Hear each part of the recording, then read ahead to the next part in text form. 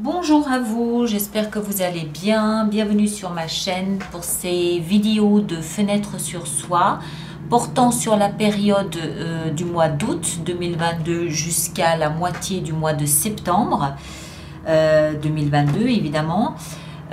Ces fenêtres sur soi peuvent avoir un rapport avec la fenêtre sur soi de juillet-août que j'ai précédemment mis en ligne.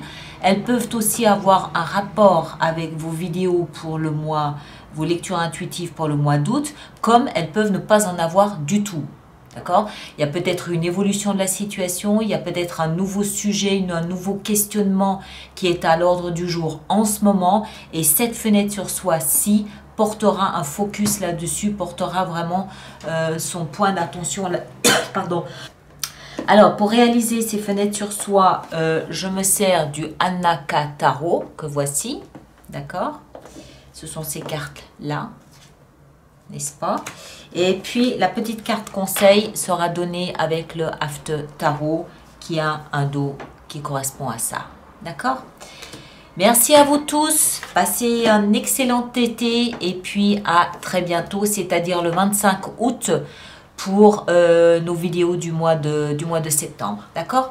Merci à vous tous et à très bientôt. Vierge, à vous. Bonjour et bienvenue pour votre fenêtre sur soi. Je rappelle donc que c'est la période du mois d'août 2022 à mi-septembre. Et je vous rappelle aussi brièvement que cette fenêtre sur soi peut être corrélée à la précédente, hein, que j'avais faite pour juillet-août, ou pas. Et elle peut aussi être reliée ou pas à votre vidéo, à votre lecture intuitive du mois d'août. Si ça ne l'est pas, c'est que ça touche peut-être d'autres personnes qui n'étaient pas concernées initialement, ou alors simplement que votre focus a évolué, a changé, s'est déplacé sur un autre sujet. Alors, on va y aller. Donc, Vierge, que vous soyez signe ascendant ou lune en Vierge, au cœur de cette période, au cœur de votre lecture, vous avez la 9 de bâton. Alors, vous êtes un peu sur vos gardes, vous êtes un peu méfiant, vous êtes probablement fatigué ou vous vous sentez peut-être d'une manière ou d'une autre un peu vulnérable. Néanmoins, vous tenez bon la barre, vous êtes là, vent debout, mais bon, ça vous coûte quand même parce que je pense que vous aimeriez plutôt partir en vacances ou vous aimeriez peut-être passer à autre chose. Vous tirez sur la corde. Vous êtes fatigué, éprouvé, à la limite du burn-out. Du coup, vous vous sentez peut-être plus facilement attaquable. Et voilà, c'est un effort pour vous d'être toujours présent, d'être toujours là, quel que soit le domaine que ça concerne. Mais vous ne voulez pas lâcher parce que vous savez que c'est important que vous soyez là. Et en même temps, vous vous protégez un petit peu en étant toujours présent. D'accord? Ça vous évite peut-être de vous faire piquer votre place ou je ne sais pas le thème, le sujet, mais c'est une façon de vous protéger. Vous vous agrippez un petit peu à ce que vous avez déjà créé en restant bien présent. Alors, on va continuer, on va voir. Dans la tête, nous avons 6 d'épée. Alors, dans la tête, c'est ce que je vous disais. Vous avez envie d'être ailleurs. Vous ne voulez plus être là. Mais vous savez que c'est important d'être toujours là, pour le moment. C'est pas le moment encore de lâcher la rampe. C'est pas le moment de partir. Alors que dans la tête, vous vous évadez. Vous voudriez partir. Vous êtes en train de planifier, d'organiser un déplacement, un voyage, une mutation peut-être, une expatriation. Il y a quelque chose qui vous donne envie de partir. On le voit, on quitte quelque chose pour aller vers un ailleurs, en prenant peut-être 2-3 souvenirs quand même avec, 2-3 objets. Et si vous, dans votre tête, vous voulez partir de là où vous êtes, réellement ou symboliquement, ça peut aussi être juste symboliquement, hein, juste fermer la porte et puis respirer, c'est parce que là où vous êtes, ça commence à devenir un peu bruyant, un peu conflictuel, un peu pas trop à votre goût. D'accord? Donc, voilà. Mais vous savez que pour le moment, vous devez tenir bon la barre et puis être toujours là. C'est pas encore le moment de partir, même si vous pouvez le planifier.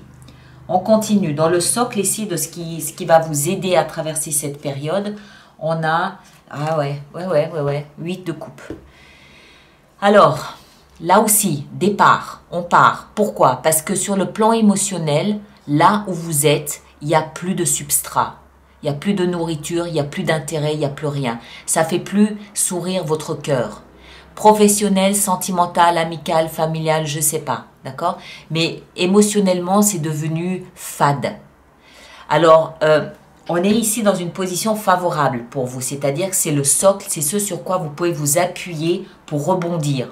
Donc, commencez à envisager, à préparer votre départ, commencez à envisager, à préparer d'aller voir ailleurs. Le ailleurs, c'est quoi? C'est la 9 de coupe. La 9 de coupe, c'est quoi? C'est un rêve.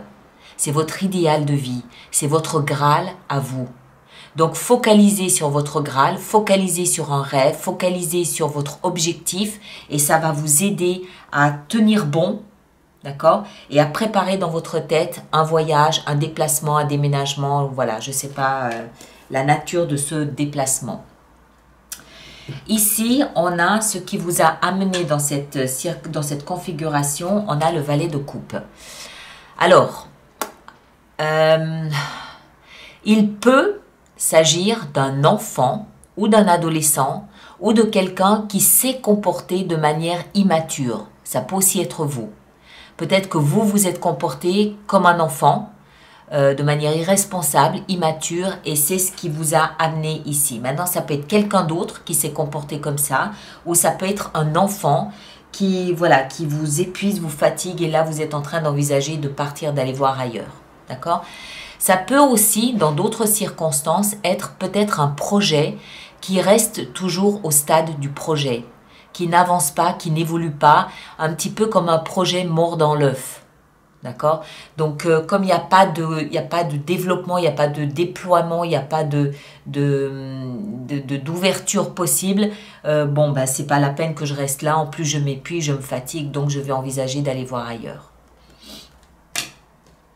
Et là où vous allez, vers la 2 de denier.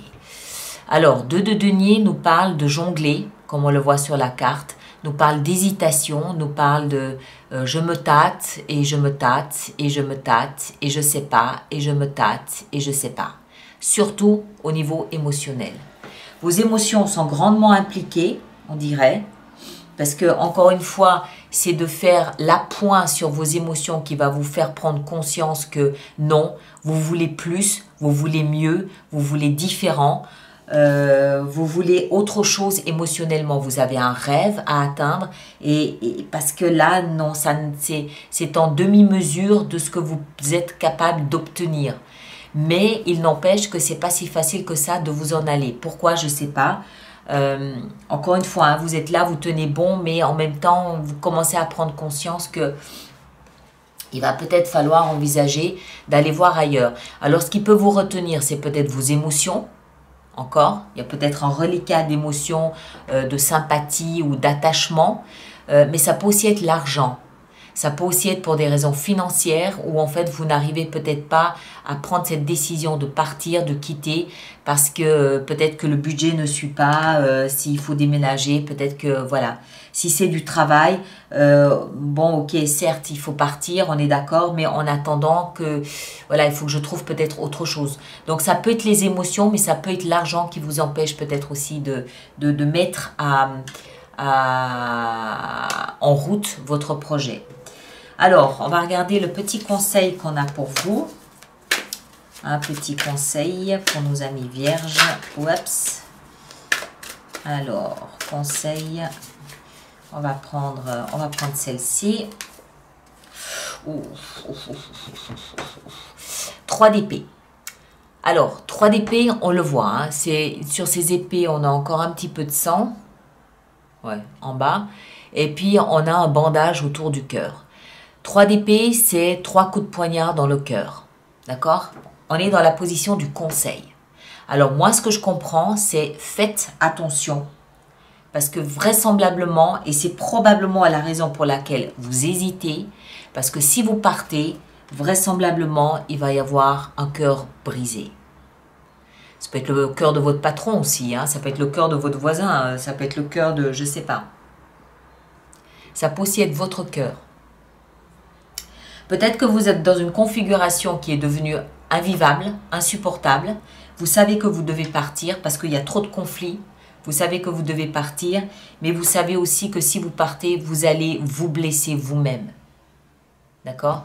Vous allez vous blesser vous-même. Allez, exceptionnellement, je vous en rajoute encore une. On va mettre celle-là. Ouais, valet de denier. Alors, le valet de denier nous parle d'un nouveau départ.